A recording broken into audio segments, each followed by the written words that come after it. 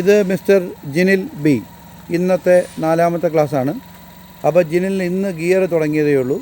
അപ്പോൾ ഗിയർ തുടങ്ങിയിട്ട് ജിനിൽ തനിച്ച് ഗിയറിട്ട് വണ്ടിയെ മുൻപിലോട്ടും പുറകിലോട്ടും ഓടിക്കുന്ന ഒരു വീഡിയോ ആണ് ഞാൻ ഈ ഗ്രൂപ്പിൽ ഷെയർ ചെയ്യുന്നത്.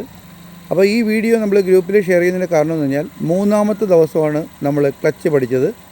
4ാമത്തെ ദിവസം ഗിയർ പഠിച്ചു.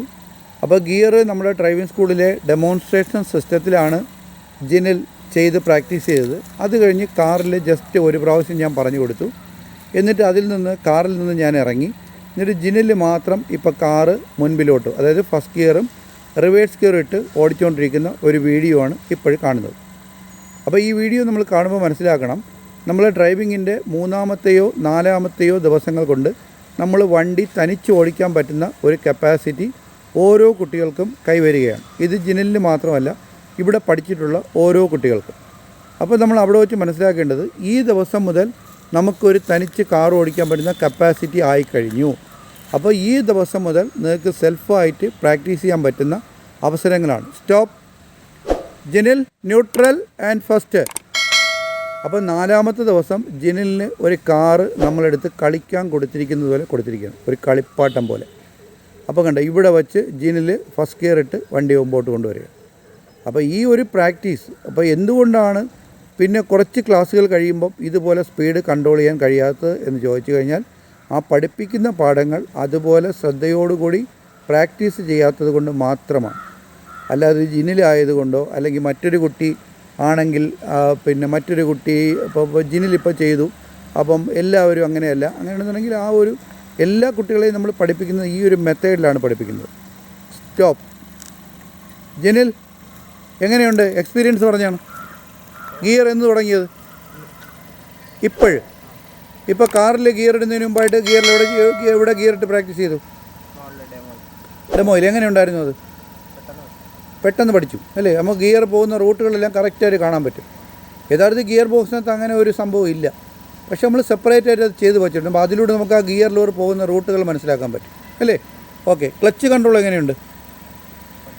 സ്പീഡ് കൺട്രോൾ കറക്റ്റാണ്, സ്പീഡ് കൂടുന്നില്ല. ക്ലച്ച് എന്നാണെന്ന് പഠിച്ചത്? ഇന്നലെ. എന്നിട്ട് വണ്ടി ഇന്നലെ തനിച്ചാണോ ഓടിച്ചത്? തനിച്ച് ഓടിച്ചു. അപ്പോൾ ക്ലച്ച് കൺട്രോൾ പിടികിട്ടിക്കഴിഞ്ഞു. അപ്പോൾ ഇതാണ് ഡ്രൈവിങ്ങിൻ്റെ ബേസിക് കൺട്രോൾ ആയിട്ടുള്ള ക്ലാസ്സുകൾ. ഇത് നിങ്ങളുടെ കയ്യിൽ നിന്ന് കൈവിട്ട് പോയി കഴിഞ്ഞാൽ നിങ്ങൾക്ക് വണ്ടിയെ തനിച്ച് ഓടിക്കാൻ പറ്റില്ല. അപ്പോൾ നമ്മൾ എല്ലാ കുട്ടികൾക്കും ഇതുപോലെയാണ് ക്ലാസ്സുകൾ പകർന്നു കൊടുക്കുന്നത്. അവരെ കൊണ്ട് ഇതുപോലെ തനിച്ച് ഓടിപ്പിക്കുകയും ചെയ്യും. പക്ഷേ വരുന്ന ക്ലാസ്സുകളിൽ ഇത് നിങ്ങൾ നിലനിർത്തണം. മനസ്സിലാകുന്നില്ല? അപ്പോൾ ഇത് നിങ്ങളുടെ കയ്യിൽ നിന്ന് കൈവിട്ട് പോയി കഴിഞ്ഞാൽ ഈ സ്പീഡ് കൺട്രോളും ഈ വണ്ടിയുടെ മൂവ്മെൻ്റ് എല്ലാം നിങ്ങളുടെ കയ്യിൽ നിന്ന് നഷ്ടപ്പെട്ടു പോകും. ഓക്കെ ജിനിൽ, എടുത്തോ. അപ്പോൾ ഇതാണ് അപ്പോൾ എല്ലാ കുട്ടികൾക്കും വേണ്ടിയാണ് ഈ മെസ്സേജ് അയക്കുന്നത്. നിങ്ങളെല്ലാവരും ഈ ഒരു റൂട്ടിലൂടെയാണ് നിങ്ങൾ കടന്നു പോയിട്ടുള്ളത്.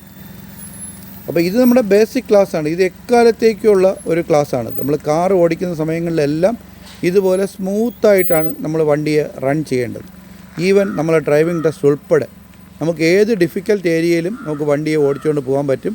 ഇതുപോലെ സ്റ്റിയറിങ്ങിൻ്റെയും ക്ലച്ചിൻ്റെയും പ്രാക്ടീസ് നമ്മളെ കയ്യിലുണ്ടെങ്കിൽ. ഇപ്പോൾ ജിനിൽ വണ്ടി അവിടെ കൊണ്ട് നിർത്തി. ഇനി അവൻ റിവേഴ്സ് ഗിയർ ഇട്ട് വണ്ടിയെ കൊണ്ടുവരാനുണ്ട്. ഇതൊന്നും ഞാൻ പറഞ്ഞു കൊടുക്കുന്നില്ല. ഞാൻ ഒരു പ്രാവശ്യം പറഞ്ഞു കൊടുത്തു. ഇപ്പോൾ റിവേഴ്സ് ഗിയർ ഇടും. ഇപ്പം കറക്റ്റ് റിവേഴ്സ് ഗിയറായി.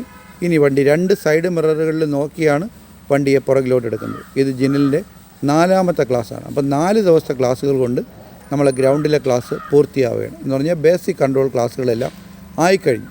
പക്ഷേ റോഡിൽ നമ്മൾ ക്ലാസ്സിന് പോകുന്നതിന് മുമ്പ് ലേണേഴ്സ് ടെസ്റ്റ് പാസ്സായി ലേണേഴ്സ് ലൈസൻസ് കിട്ടിയതിന് ശേഷം മാത്രമേ നമ്മൾ റോഡിലെ ക്ലാസ്സുകൾ ആരംഭിക്കുകയുള്ളൂ.